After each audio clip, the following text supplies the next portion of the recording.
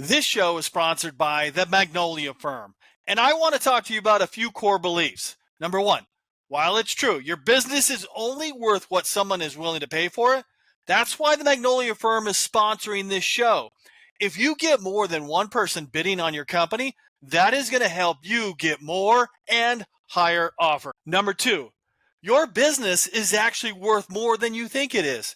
It's all about positioning and communicating the value in the right way.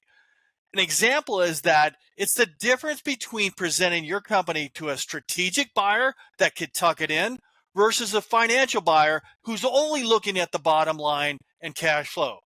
Number three, time kills all deals. They are going to move fast to get things to the finish line because money loves momentum. Now let's get on with the show. Welcome to the Top M&A Entrepreneurs. Today, my guest is Brian Slipka from Minnesota, True North Companies, who's acquired 24 Main Street businesses and started a few. And we're going to talk about his journey. Welcome to the show, Brian. Hey, great to be here, John. Thanks for having me. Yeah, it took a long time to get you on the schedule, but I am grateful for you being here. Well, I'm just grateful to be here, and a lot of that, the best comes to those who wait, I guess, hopefully, right? Hopefully, yeah.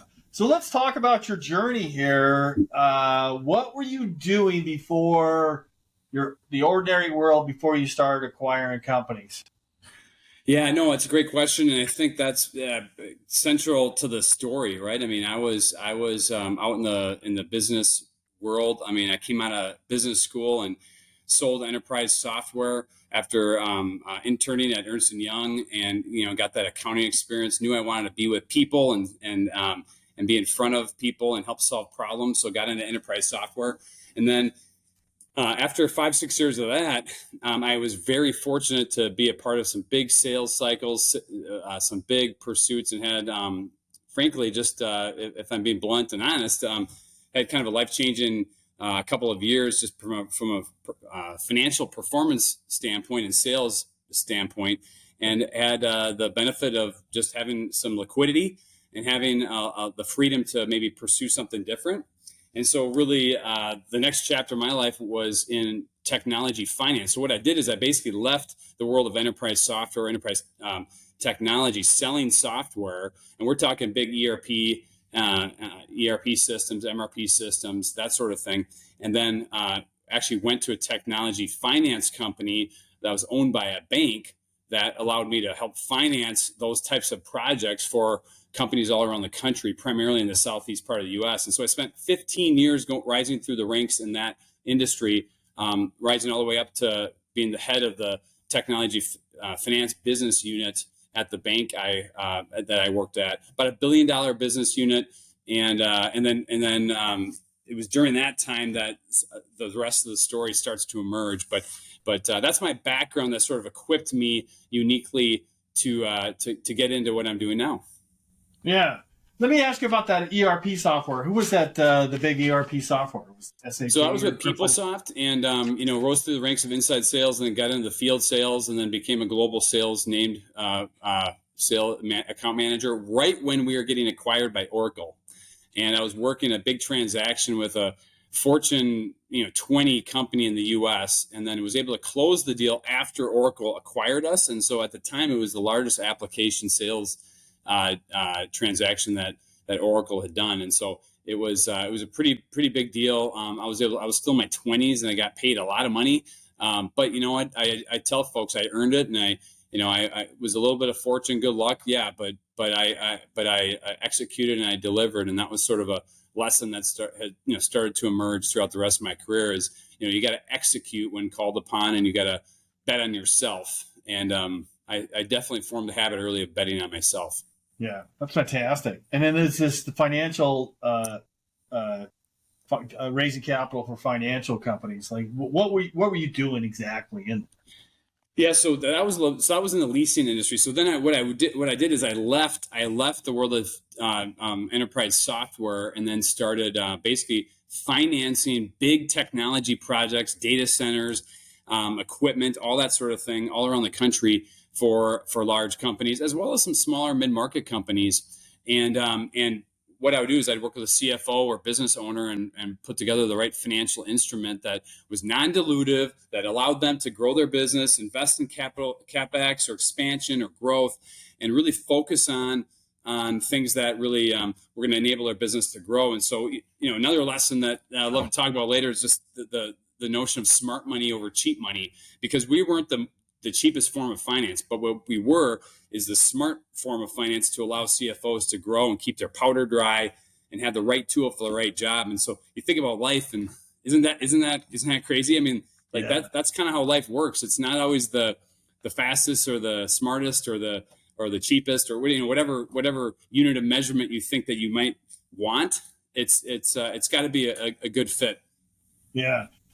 How expensive was the money back then? Leasing projects for data centers. I know this is a few years back, but what is it? Well, I mean, you mean what were the rates at and stuff? Yeah. Well, I mean, this was during the bond, basically the illiquidity that preceded the recession. What a lot of people forget what happened is before the mortgage, disaster that happened in 7, 8, and 9.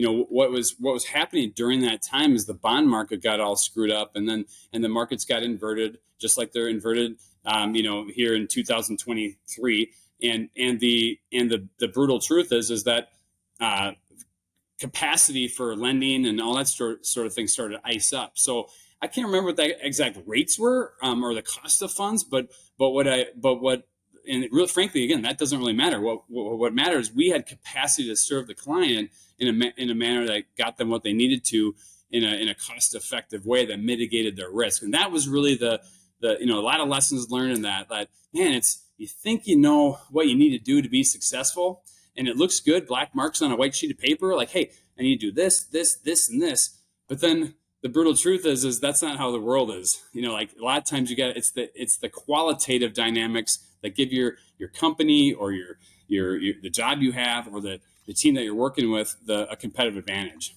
Yeah. Also, it's like writing paper.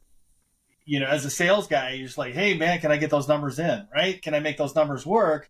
And it may not work for the overall business because you got to stay in these guidelines. Yeah, you're right.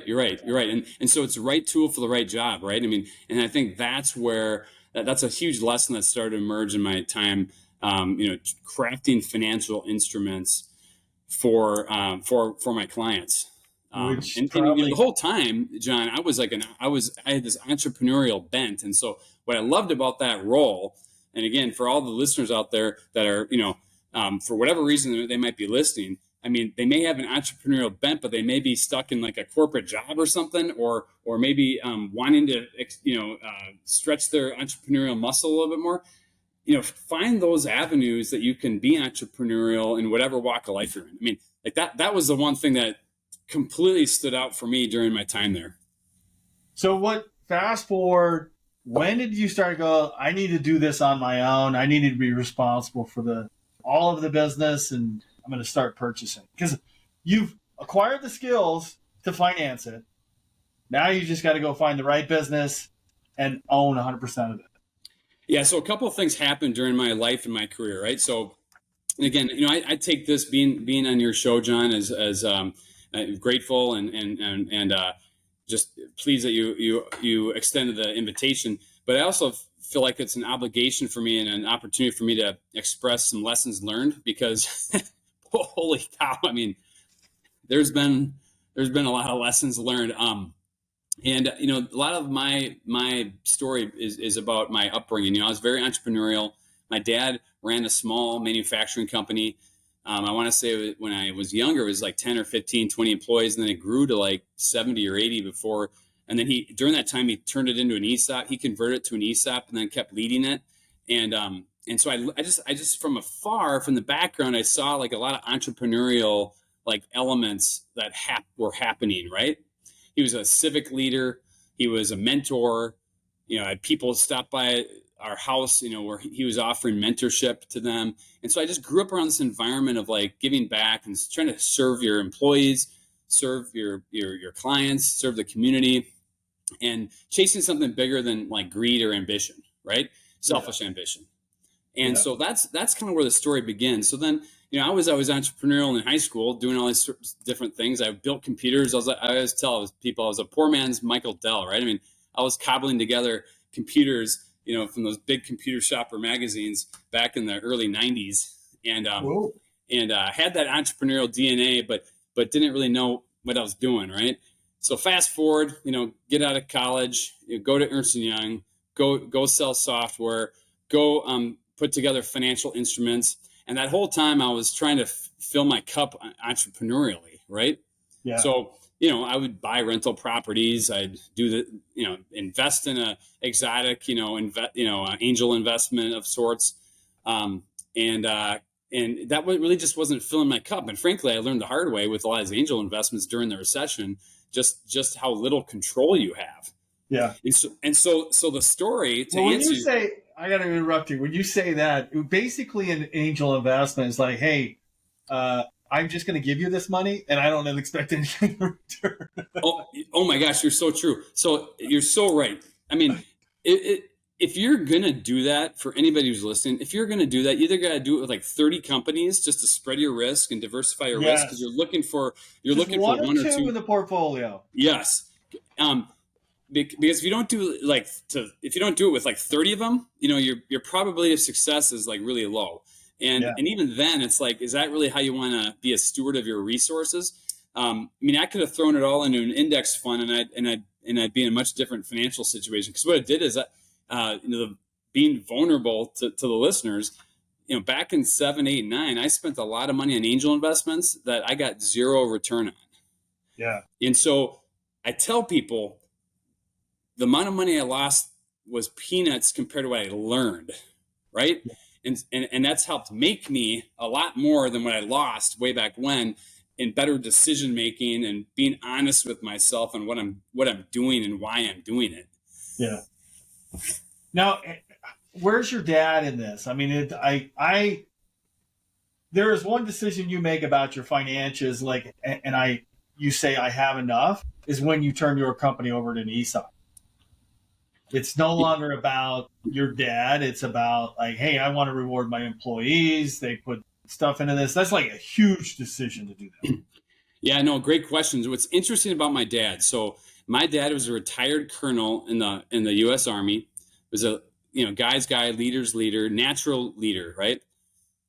He and the founder of the company started, just the two of them. They grew it a little bit. My dad started running the company in the 80s, and then my dad, was making good money, but middle income.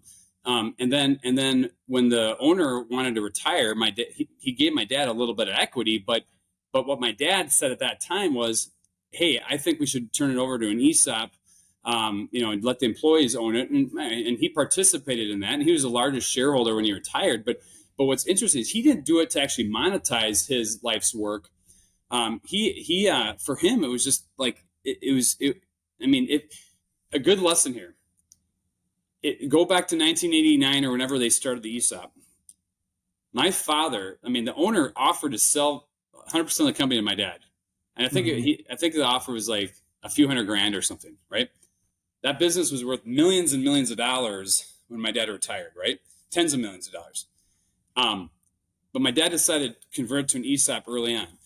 That frankly has sat in me my whole life, right? Like, my dad never was able to, capitalize on his leadership skills, on his people skills, on his business savvy that he had in other areas of life. And so when I look at how I've grown true north, it's made my decisioning a little bit different because I just keep in the back of my mind that my dad, man, he left a lot of money on the table. But here's the thing: he did it for his employees, and that leads to a bigger notion of what are you chasing in life. And I ask all my companies, leaders, my employees, I challenge them all. Like, you got to know, what are you chasing in life? Because my dad never chased money; he chased impact and influence. And so he got that through him leading that company, even though he might not have been rewarded as much financially. And so that was a life lesson that I learned. And frankly, my dad lived a pretty fulfilled life. He passed away back in 2013. He retired in 2004. he's a big part of my story, but he taught me a lot, but he didn't really do anything to help me get started, because my story with True North doesn't really start until he passed away. And it really activated me to do something, take the lessons of my father, lessons of my past, the lessons of my professional career, and leverage it to move forward. Yeah. Do you think we're all different beings, especially, father, son, that you liked money more than he did? I mean, when you're telling me he was a colonel and he retired a colonel, you don't join the services to get rich. Yeah. And obviously over a 20-year period, if he retired full benefits, he's like, I'm pretty set with my retirement count. He's not one of those guys that says, I got to chase the next dollar. Yeah. I mean, it's hard to answer that. I don't think I chase money either. This is a deeply personal question when you really boil it down, and it's good that you're asking it, because that's what all the listeners need to answer for themselves is, what are you chasing? And for me, so let's go back to my career, right? So now it's 2013. My father passes away. I'm having quite a bit of success in the corporate realm, leading a team of people and moving up through the sales manager, sales leadership ranks, running a division, or headed towards that. I wasn't yet running one, but I was headed directionally towards that. But I was kind of miserable. And my dad was in hospice, dying of cancer, and I was expressing my frustration to him about corporate nonsense. And I was making seven figures. I mean, I was a seven figure wage earner for over a decade. And so I had resources, right? I was living the dream, right? The American dream. But I was complaining about, like, man, the people here, I was traveling all the time. My kids were young and I was missing out on a lot of stuff. My wife and I weren't spending a lot of time together. And my dad just asked me again this question. And he's like, Brian, what are you chasing? Like, you have everything that everybody would want. Like, what are you chasing? And it was a sober reflection of self, right? So he passes away, and and that question just lingers in my mind. I mean, we all have had those moments, right? Yeah. When your dad dying of cancer asks you a question, what are you chasing? And it's the most impactful question in your lifetime that just sticks with you for a long time. I mean, oh my gosh. And so that really began, John, the journey, right? I mean, that began the journey to the True North family of companies, which today is 28 companies, over $250 million a year in revenue, tens of millions of dollars of EBITDA. And they've been leveraged acquisitions. I mean, I'm doing it the old-fashioned way, one company at a time, but I've built an infrastructure that's chasing impact and influence over profit. And so what that means, the competitive advantage that it gives me, is that I'm not chasing like a 3 to 5 year grow a company, flip it, and turn it and make a ton of money. I'm chasing the cultural fit. I'm like, back to my dad, U.S. Colonel, like, is that a good relational fit? Are these people, is this the kind of culture I want to be a part of? And I want to lead, I want to be a steward of, so you can start to see kind of my past is what has shaped my present and certainly will my future. Yeah. It's great that you had a great mentor. I want to bring a point of, do you know who Mr. Beast is? The guy with the videos? Oh yeah. I didn't know until recent. My son was very clear about clarifying who he was and the impact he's had. Yeah, it's very interesting. And look, I don't know exactly if I can answer the question, what are you chasing? But every time he talks about, look, it's not money that he's trying to accumulate. It's like value that he's trying to share. And it's either entertainment or it's what he can give with what he gets. And he when he says when he gives away $100,000, he makes $1 million on a video. And he goes, it's more like a river than this pond that I'm watching over. It's awesome. It's powerful. And you know what, the thing about Mr. Beast that I've learned about since my son told me I should read up on him, is what you said is so true. The river concept, right? And he actually is surrendering selfish ambition. Now, some people may not agree with me in me saying that, But his intent, he's not chasing selfish ambition around profit, right? Or greed, right? He's chasing impact and influence in his own way. Now, you can question all you want, what people's motives are, but the ambition element is what you kind of distill down to, and it's just fascinating, the human experience at work, right? And a lot of that has to do with, when you look at entrepreneurs, right? I mean, we're the same way. I mean, it's a human experiment. It's just crazy how every situation is a little unique. Yeah, I don't know like how I'd say it. Rush Limbaugh used to call it from like, I got talent on loan from God. It's just passing through me, and it's his curiosity of creating best videos. Like, I watched a video that was on, my kids watch it. He's 15, so he watches the video, and it just came out. An hour later, it had 54 million views. Whoa! Wow, that's crazy. So what was the main message in that? Like, clearly there was something that was captivating. Yeah, it's just entertainment. I don't know what it is. Like, there's no meaning in his videos. Like, hey, I'm gonna go look at a vacation that's $0. Here's a vacation that's $10,000. Here's a vacation that's $100,000, and here's a vacation that's $1 million. And he puts that into 15 minutes and makes it entertaining, and it has 54 million viewers in just an hour. But he's a student of trying to encapsulate an entertainment in 15 minutes. Yeah, well, he's doing a good job. Wow, that video certainly did a good job. Unbelievable. Well, he just does that all over. He was on Joe Rogan the other day, and he goes, there's only 4 to 7% of the planet speaks English.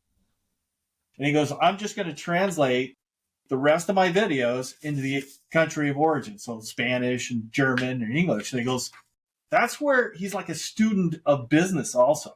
Yeah.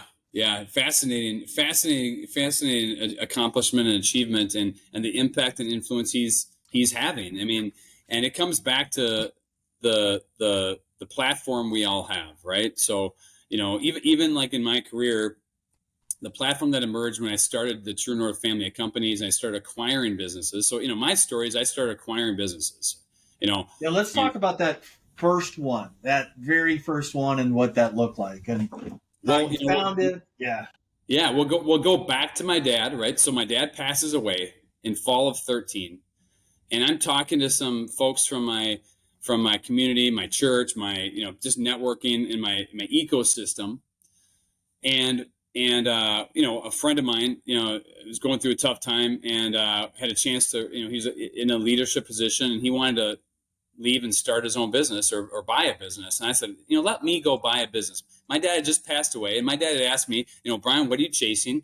And he also told me in another conversation, he's like, Brian, why don't you just go after these reliably profitable Heartbeat of America companies where people toil, they sweat, they grind, they generally speaking show up every day, they don't complain. And I'm like, wow, that sounds like attractive to me. Because I was traveling around the country and grinding with all these hoity-toity white collar decision makers, and that was all fine and good, made me feel important. But again, what are you chasing? If that's what I'm chasing, that's a pretty empty feeling, making you feel important. Like that will pass.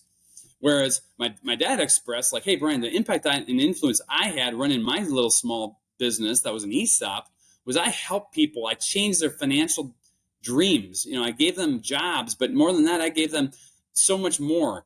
And he just challenged me. And so that sat. And then I partnered with a good friend of mine when we bought a small little manufacturing company up in Anoka, Minnesota, that we still own to this day. And that was 2014, right? So that was 2014. We acquired the company. In 2015, I partner up with another person, and we buy a transportation company, a small little LTL carrier here in the Twin Cities. We still own that company. And that really started what became a methodology, an infrastructure, a system and a process to come alongside a business owner, help preserve their life's work and be a steward of it as they transition to the next stage of their life. So it became deeply personal for me. Like, how do I help these business owners? Like, mentoring, it was such a big part of my life. My dad was a big mentor. And so I saw my dad and all these sellers. Like, how do I take what, their wisdom and I transfer and be a steward of it, into the next generation. And so, that's why we have an internship program. That's why we hire a lot of young folks, because we want to be a steward of it, just like, the older generation has been for me. And so that's where the deeply personal side of it drives the True North strategy, right? I mean, and has catapulted us to the number of companies and the size of the companies and the size of acquisitions, and directionally where we believe we're going. Yeah, let me ask you about the specifics about the 2014 manufacturing company. So how big was that? Were we talking about SMB 1 to 5 million? Oh yeah, for sure. It was a Main Street company, so it cash flowed. I mean, it cash flowed about 350 to 400K a year SDE. Just seller discretionary earnings. Adjusted Retiring, EBITDA. was the owner retiring? So it was an absentee owner, yeah, along with a financial partner, and the two of them both wanted out. And the operating partner ended up taking a job for one of the manufacturers of the equipment we are running in our shop, and then obviously the financial partner just took their money and we're done. But they were ready to exit. And what we liked about it is that we felt like, wow, we could step in this business and we wouldn't have to be there every day. Now my operating partner was willing to be there every day. It became his day job. But what was nice is he didn't have to be. There was a foreman there. There was a general manager there. That sort of thing, right? Plant manager.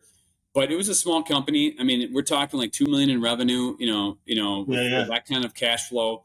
We bought the business, we bought the real estate, and we had our ups and downs. I mean, manufacturing in the US back in 2014, I mean, it was doing okay, but then, it was up and down. I feel like we've already lived through like 3 cycles in just that little small company. Yeah. What did you guys manufacture? I was a CNC Swiss machines, turning lathes, anything from a turning standpoint, precision machining, which is big in the upper Midwest. And there's a lot of them, contract precision machining. And, we had a lot of stable customers. We've had a lot of new ones as well emerge. The company's a lot bigger now. We've made a couple of tuck-in acquisitions.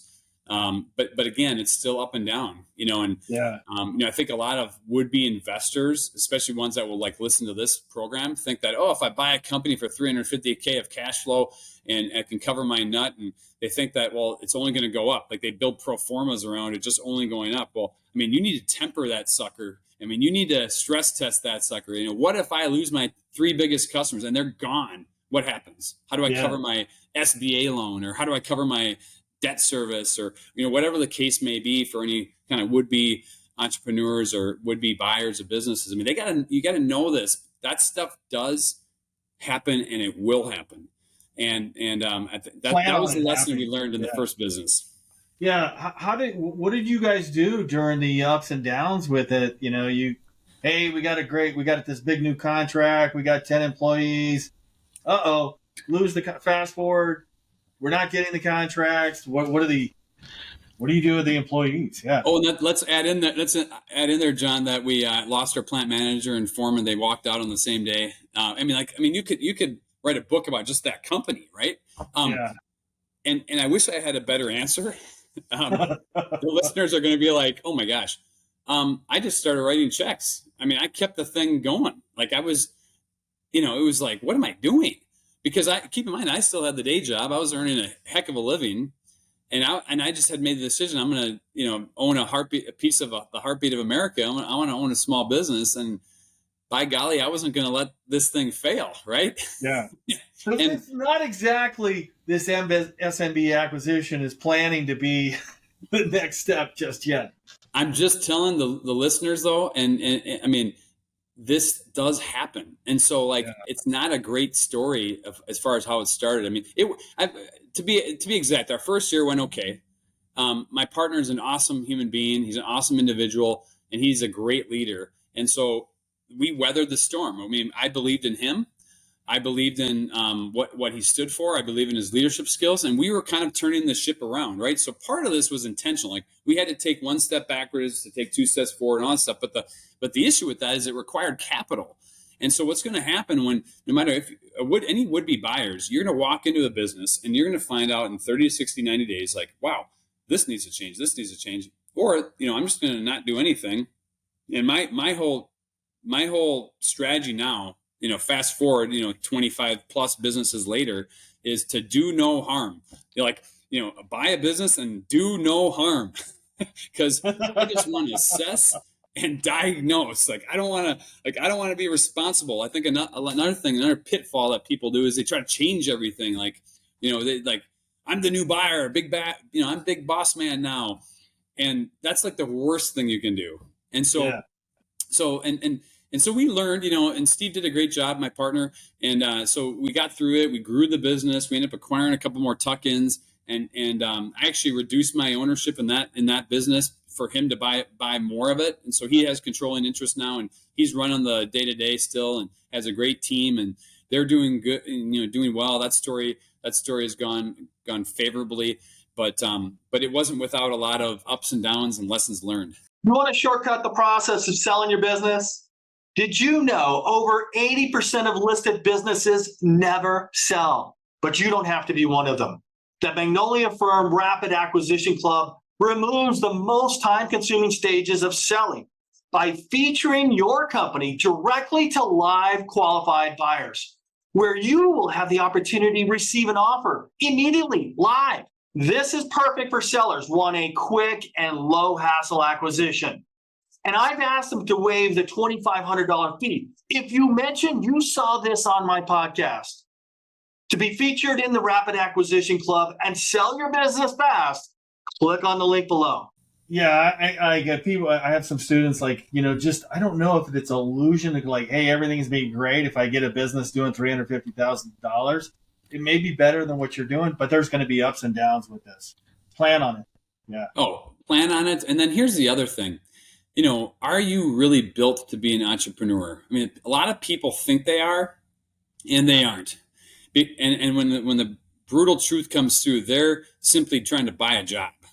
And are you willing to not take a paycheck for 6 months, a year, even longer? I mean, are you willing to? Are you able to? Right? And so, those are all sober reflections of self that you need to be asking if you're thinking about buying a business.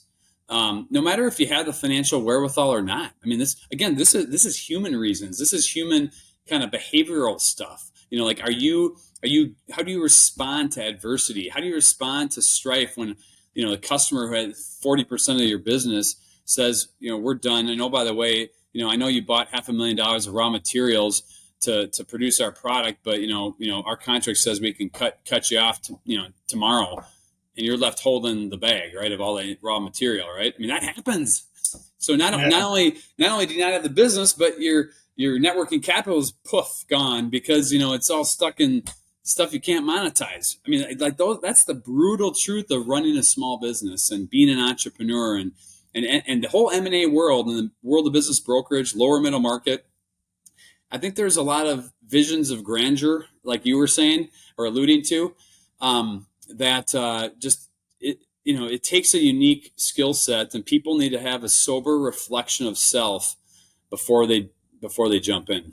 Yeah, it's not for everyone. I got to tell you the truth. I know pretty much all the coaches here in the business buying world, and they'll even tell you, 97.8% of people that go chasing a business to purchase don't end up buying one because the skills, the experience, and money required to purchase one, they're not hungry enough or whatever it is. It's just hey, being an entrepreneur, running your own business and responsible, it's like a 24-hour job because you're thinking about ideas, you're thinking about cash flow, you're thinking about employees 24 hours a day. Yep. Yeah. It's 24 hours a day. And then if you throw on top of that, the employment folks, employees that, want raises and move up the ladder and I deserve more. I want more money. Yeah. So, we could go on and on. It's endless. So you bought this transportation company. You had a new partner, and it was cap stack was kind of debt equity again, or did you ever use SBAs to? Yeah, so even going back to the first one, the manufacturing company, the partner and I were yoked together. We both had equity. I was the money guy. I provided the upfront capital to acquire the business, take out the bank loan, assure that there was success there. And the second company, the trucking company, transportation company, it was very much structured the same way, where I had a different operating partner who had been in transportation his whole life, still is one of my partners to this day, still is. Did you, I got a question. Did you start seeking out people with specific knowledge to be able to run these businesses, or were they coming to you? Somehow they found you're the money guy. Yeah, no, it's a great question, but really it was God's timing. Like the older I get, the more I'm just like, God's timing. This individual, I got a phone call from my pastor at my church, of all people, saying, "Hey, this guy stopped me in church the other day, or called me and said he'd like to buy a business. He doesn't know who to turn to, so he was asking me." And I said, "Well, you got to talk to Brian." I'm like, "Okay, well, have him give me a call." And that started no kidding, that's the story. So that started the conversation, and then I met with him for like a year before we actually bought it. And then he's still my partner to this day. I just was with him earlier this morning. We're looking at another company, and so it's crazy how again, God, I call it God's timing. I just want to mention that all of the ways out to do deal sourcing, planting seeds in your church is one of them. Well, so again, I surrendered selfish ambition, right? Like, I wasn't doing it for that. They just knew I was a business person, business leader, and they're like, Brian would be a good guy to talk to. I think part of it is because I knew I'd give an honest, straightforward answer, that I didn't have an agenda. Like, I think back to this world of M&A, when you surrender, when you're vulnerable, you're vulnerable, you surrender the outcome, but you're willing to do the work. Like when you have that figured out, like in a very authentic way, people see that. And I look at some of the businesses I've acquired, fast forward, and a lot of the business owners, a lot of sellers of the business were like, "Man, this guy he's willing to buy the business, but he's also willing to not buy it. If I don't he's vulnerable, he's honest, he's surrendering the outcome, but he's willing to do the work." And I think that's an attractive feature. But it's got to be real. You got to be sincere about it. And so again, when people are looking at like where they fit in this realm of M&A, no matter what realm you are, whether you're an intermediary, whether you're an accountant, an attorney, a buyer, a seller, or thinking about selling your business, thinking about bringing together a small, forming a small private equity firm, or a fund, or a holding company. Be honest with yourself. Like, dear Lord, don't deceive yourself, right? And I think that's where, and just know what you're chasing, because if you're honest with yourself and you're willing to surrender the outcomes of what you're pursuing, it's amazing how, it's an infectious sort of gravitational pull that folks have, because they know that my Minnesota accent came out there. Did you hear that? Yes, I did. they know that you're, you're authentic and you're genuine. So anyway, I think part of that is, if you unpack it, like, hey, how do you get good at something? You also have to not care about what other people think about what you're doing. And being a student business is being curious, right? How does this work? How can I do it? How can I make it better? Or is this something I have to accept? Like, when you say do no harm, like, lots of people with manufacturing in a $50 million business can come into a $2 million business and go, I can make this better, right? But sometimes you shouldn't. Here's the thing, though. So I speak from experience when I say this. Like, I've made some really silly and stupid decisions. There was one business where I had a partner that helped pursue the acquisition of it. I had sourced it. I can't remember how I found out about it, but I said, hey, take a look at this, and it looked good. The numbers look good, good terms. I'm like, let's do it. Let's go for it. You can run it. We'll be fine. Buy the business. Comes to me, I'm the money guy, comes to me, says, hey, I think there's a few moves that can help grow the business. And I'm like, okay, well, it makes, sounds good. And I was running so hard. I had all these other things. I had all these other pursuits going on. And, some of the other businesses I lead and run and own, I'm in the business every day. So like I'm not just a business buyer. I mean, I get in the weeds on other parts of the business. So I was distracted. So I approve, inventory purchases that balloon up to, $500,000, $600,000, $700,000. I approve an inventory management system investment that couple $100,000. Meanwhile, the whole time, we don't have a good handle on the financials, and I'm kind of, again, I'm busy. And bottom line, long story short, you blink, and that business cost me about $2.5 million. Poof. So I am so serious when I say, like, I've learned through my mistakes. I mean, like, I am by no means like have this thing figured out. But yeah. what I've also learned is that through my mistakes, that's when I get better. And through my mistakes that's how I get better. You don't learn through like just success after success. You learn through your adversity and your pain. So I've learned some painful lessons that have caused my team and I to get better, to build an infrastructure, to have systems and processes to thoughtfully onboard companies and to thoughtfully onboard employees and to thoughtfully steward the businesses and to groom, the next generation of talent. I mean, this is all a byproduct of us being really bad at things.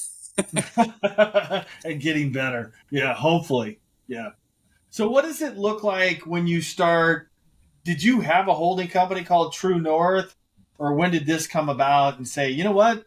It's working. I'm going to start buying other businesses. I'm going to have True North up here, and I'm going to have a bunch of other businesses down here.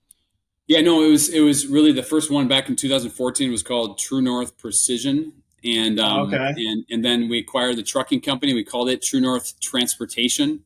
Uh-huh. And then that kind of started a litany of LLCs and S corps that had True North, whatever, right?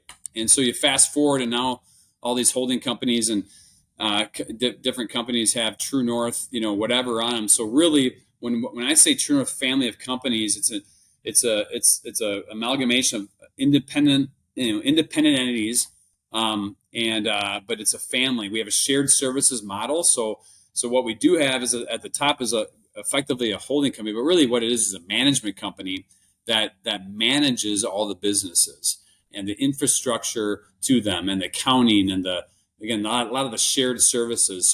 So every business, as we've acquired them, basically pays the management company a management fee, and then that's where my team and my infrastructure is provided. So and that management company only has one customer. It's technically me. It's all my companies, right? So it's got 25, 30 companies as customers, but it's the common thread is they're my businesses, and some have more services than others. But that's how we structure it. And it allows us to have control authority over decisions and that sort of thing. Now, why did you structure it like that? Again, just being vulnerable, being honest. It's just I'd been involved in a lot of rental properties, and I had and we had a management company manage a lot of my holdings. My office right here that I'm in right now is down here at the University of Minnesota. Dinkytown is the neighborhood, and we had a lot of rental properties down here back in the day, and we had a management company take care of them. Well, that management company would take a fee, provide all the services, and then I just would have to, within that individual LLC that the property sat in, I just had to be really smart about I got to build in that management fee and all of my pro formas, right? So it wasn't that genius. It was just the brutal reality is when I started buying companies, I'm like, well, I need a management company to, I need a feed to provide the services, my time, the accounting team's time, and eventually my whole team of 10 plus people that support the management and leadership of a lot of these companies and the functions of a lot of the shared services.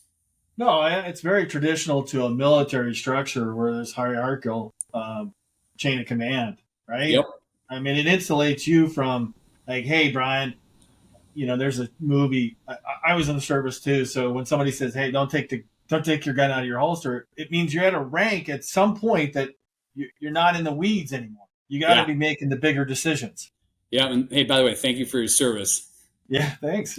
Yeah. No, you're right though. So the other thing it does is, we have a buy and hold mentality. Like I plan to every business I acquire, and I really mean this from the bottom of my heart. Every business I acquire, I plan to hold forever. Like I don't have any plans to ever sell it, right? But I also I'm not Pollyannish. I mean, or like I got to realize that there's going to be times where things change and it makes sense to sell the business, right? Warren Buffett even sells some of his portfolio. I mean, yeah. Well, and I'll even say I'm like a very, very, very, very poor man's version of Warren Buffett, like with very, very small companies, right? But similar approach, right? The brutal reality is like you buy a business, you expect to hold it, but nobody has a crystal ball, and so the other benefit of having the management structure the way that we do, where every entity pays the management firm a fee to provide shared services, is if I ever wanted to decouple one business, well, it's really easy to put together the SDE, the worksheet on the cash flow, the financials on the business, and just see that that's the management fees and these are the services that were provided from it. So any would-be acquirer could say, okay, this is what the business is worth to me, right? I mean, so part of it is my brain thinking about that, but like I don't have any intentionality to actually do that. But we were forced to, like with some of these dogs or some of these lessons learned kind of stories where we had to part with them. But that's another reason why we structured the way we do. Yeah, I'm looking at your portfolio here. I'm going to do a share screen real quick, so people could see this screen. He's got. Slipka Company, True North Company, True North Advisors, Sunbelt Business Advisor to Business Brokerage, True North Mergers and Acquisitions, a lot of transportation companies. So you get into the nitty gritty of the transportation. What do you like about that? Well, I think the common thread I like about it is it's the heartbeat of America. It's I'm dealing with a lot of blue collar businesses. And a lot of these businesses, we stay away from consumer businesses. It's really B2B, the ones that we deal with. Notwithstanding the Sioux Falls Canaries, that's a minor league baseball team. I do have some weaknesses. I'm a sucker for really good sporting events, and I'm a big sports guy. So, but this was out of your strike zone. If I look at it, the others. Well, it's actually you're right. It totally is. But what's interesting is it's just like any challenge in life, True North Sports, really has become like this thought leader now within the minor league realm, within the league that we're in, and so we believe that you'll see that part of our business grow, and then you see like Pillbox Bat Company popped up. I mean, that's a Minnesota company. We felt really close to the founders, and they were in a position where they needed some growth capital, and it just made sense for them. And so we were able to come alongside them and really helping them. They got an MLB license now for the bats that they sell, so we expect that company to grow a lot with the uniqueness that we provide. Just good story. Yeah. And a lot of, I see manufacturing company, box companies. There's a packaging company, very, blue collar, just B2B type businesses. Yeah. I mean, like Lake Mills, you popped up there. I mean, like Lake Mills or Norseman in Lake Mills, Iowa. I mean, that's the largest employer in Lake Mills now. I mean, and that's a transportation company, right? I mean, that's heartbeat of America. They do mail runs, they do over the road stuff, LTL stuff. I mean, this is heartbeat of America, which, by the way, John, drives almost half of the U.S. economy.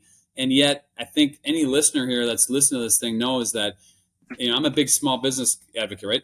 And any listener probably knows, like, it oftentimes gets neglected. We all talk about it in the M&A circles, and the M&A conversations because we live in, typically the lower middle market or middle market or Main Street for a lot of listeners, but business brokerage type of stuff. But the rest of the country, there's a huge part of the country that either works for the government or works for big companies, right? And so we kind of I sort of feel like, we get neglected a little bit, right? And yet we drive half of the GDP. It's like, wow, darn it. Like we need to I think advocate. you've got some pretty big publicity as far as trucking goes when, UPS drivers get a $49 an hour share and go like, oh my God, that's $170 a year. What the hell? And my wife the other day goes, I think delivery costs for Amazon's going to go down. I go, how is that? Well, drivers just got an increase to $49 an hour. That's not going down. No, you're right. You're totally right. And by the way, like the transportation companies we've actually been kind of in a post-COVID recession. Like the brokered freight market is way down, all that stuff. So like trucking companies have actually been struggling the last 6 to 12 months ish, just sugar high of the pandemic and whatever, and it'll bounce back. It just needs to normalize. But the point is, there's overcapacity. So when you see UPS doing what they're needing to do to maintain drivers, but then in the same breath, they're seeing like a yellow freight, file for go out of business. Yeah. You do wonder, because all that's going to do is shrink capacity, which is going to mean that there's less of a supply. And so it's going to, demand's going to go up. So it's going to be only more expensive, right? So these are macroeconomic problems that you sit back and go, how's this work out in a perfect test tube bubble? Like, oh, there's going to be supply and demand. That's always affects businesses on a macro level, right?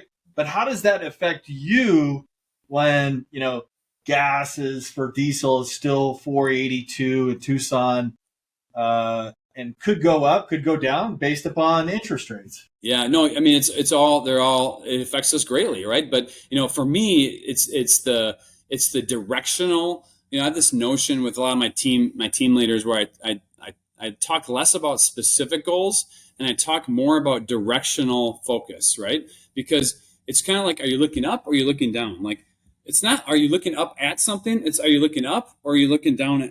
It's directional. Are you headed in the right direction or are you headed in the wrong direction?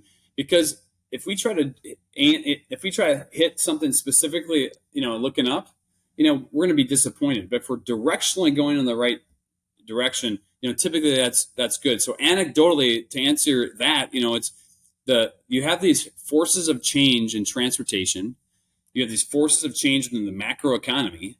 And then you have the forces of change within, like, usually your own company, right? These internal forces. So it's managing these three concentric circles, forces of change, in an effective, practical way. And what it comes down to is you got to directionally know, be eyes wide open and be very self-aware. And I just feel like, a lot of times the small business, get back to me being an advocate for small business. I mean, I think we are uniquely positioned better than anybody to be nimble to those three forces. Does that make sense? Do you stay nimble with the size and your cost structure to be nimble, or what does that mean?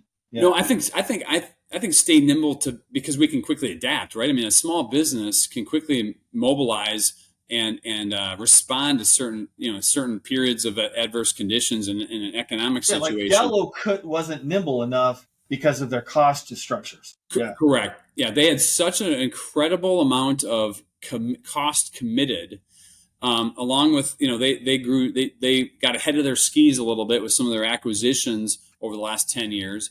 And so it just kind of toppled them over, right? They got too top heavy and boom, they fell. Too much debt. Yeah, way too much debt. I was going to bring that metaphor in is like, if you ever learn how to ski, everybody, I can tell that most people do this. They look at their skis all the time when they first start. But when you get better, you start looking ahead. Yeah. Well, and if you get ahead, but if you get ahead of your skis and you're looking down, that's the problem, right? Like, but if you keep your head up and yeah, when you get too ahead of your skis. I got to ask you about cross pollination of ideas here.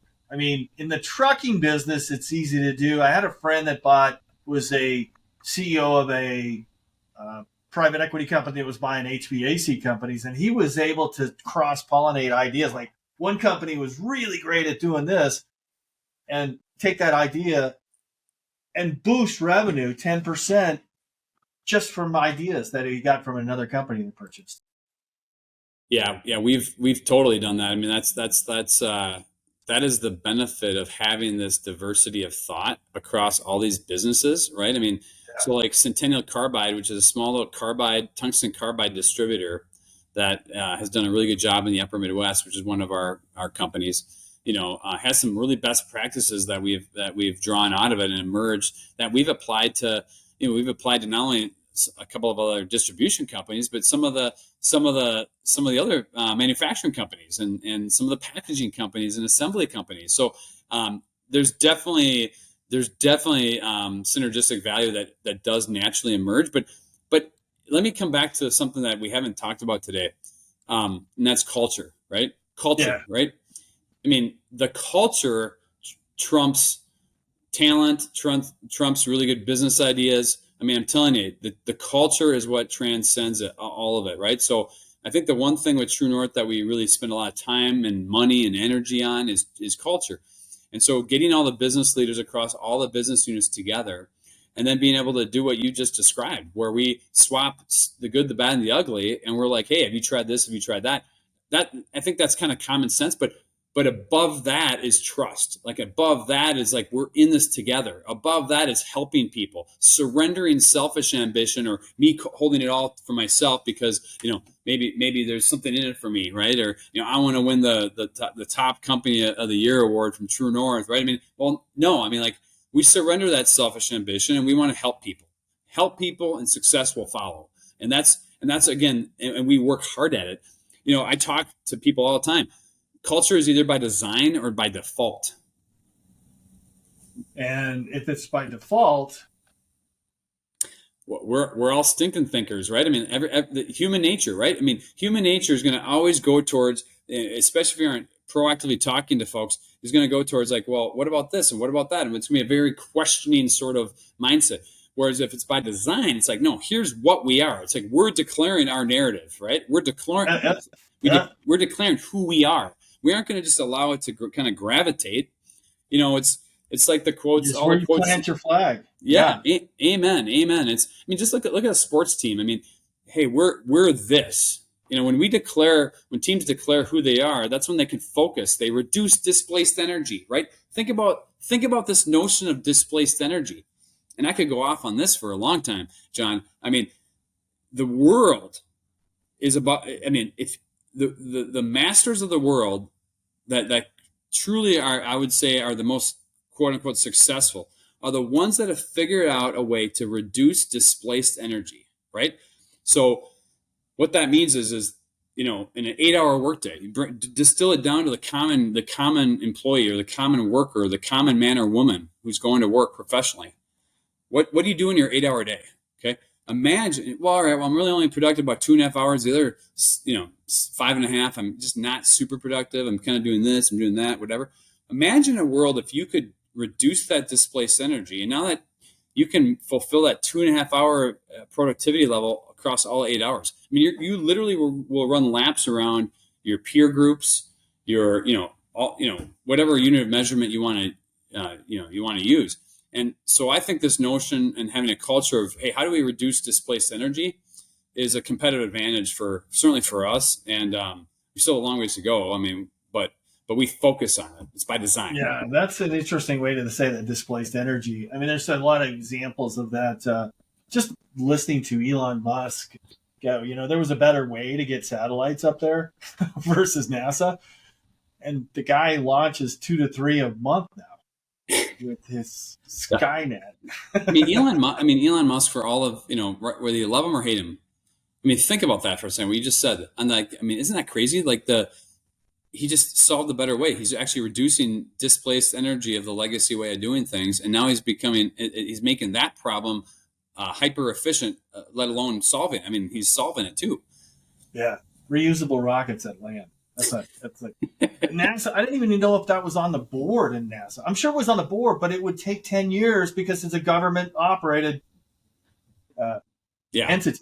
Yeah. Well, and I was reading a statistic. Do you know, anything that the government does typically, and I'm not trying to blame the government. I'm just trying to state reality. It is what it is. It is what it is. It's going to be less efficient, right? So it's going to, by all accounts, different statistics show different numbers, but basically it's one half or less productive, right? So in other words, for $1 of private investment, you're getting, it's going to cost the government over $2, right? So when we think about how we deploy resources, like back to Heartbeat of America, small business, like innovation, what Elon Musk, I mean, like there's a lot of truth to maintaining this prominence that our country has always had around innovation and entrepreneurial spirit and all that. And a lot of it, we just got to make sure we preserve. And that's one of the reasons why I'm so, trying to become more of an advocate publicly, overtly around being this, for small business, because it's so important to our who we are and what we're all about, and engagement and fulfillment as an individual. Hey, I don't have much more smart time, but I wanted to ask you about some of the companies you bought: the Sunbelt Business Advisor, True North, mergers and acquisitions. Sounds like it's a little lower middle market, actually helping people exit larger stuff. Why did you buy those? What advantage did it give you to buy a brokerage and first access to the business? Because what did it do? Not really. I mean, I think some people who know me or they've heard of me, their knee jerk is to think that, Brian gets, first looks. Well, really, I don't. I mean, that team, that's a lot of different advisors and brokers.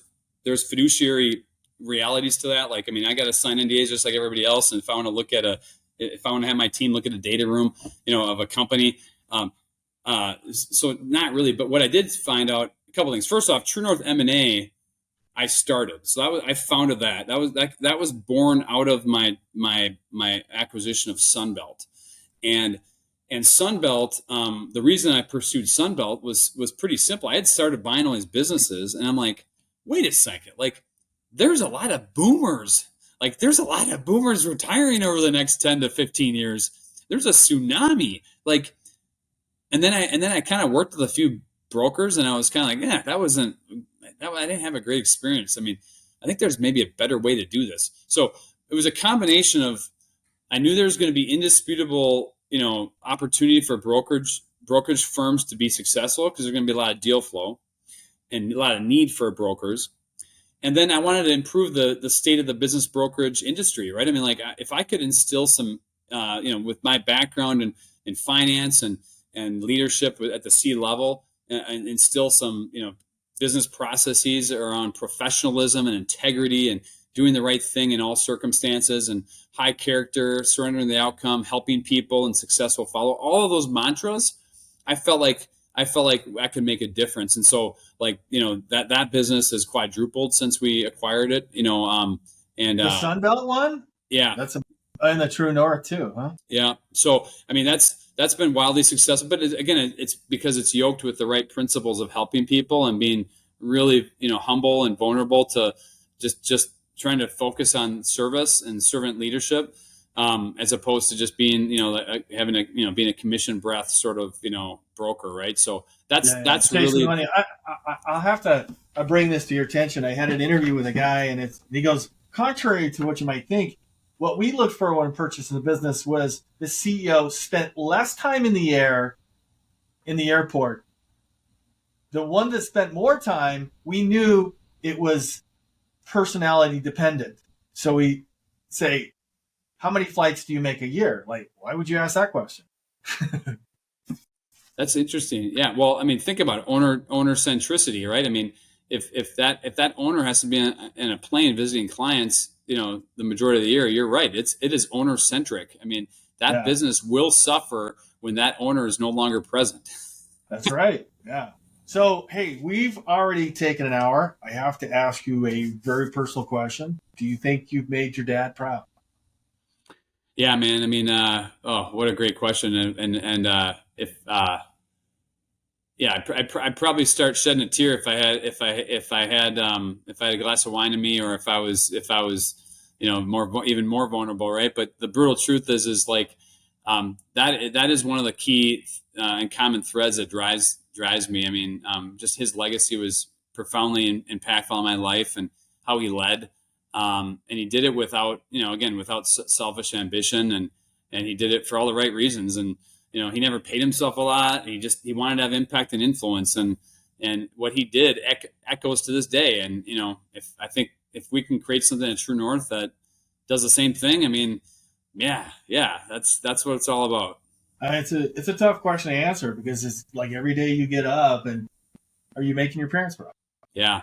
Amen. And and serving something bigger than ourselves. Even on the planet, you just goes, are they? Yeah. Yep.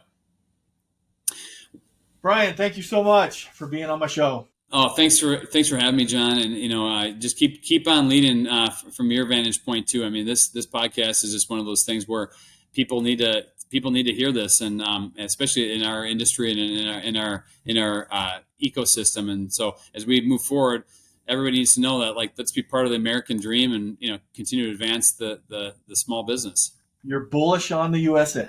Thank you. I sure am. Take care. Hold on. I hope this video has inspired you. If you need help buying your first $1 million business, make sure to visit me at dealflowsystem.net.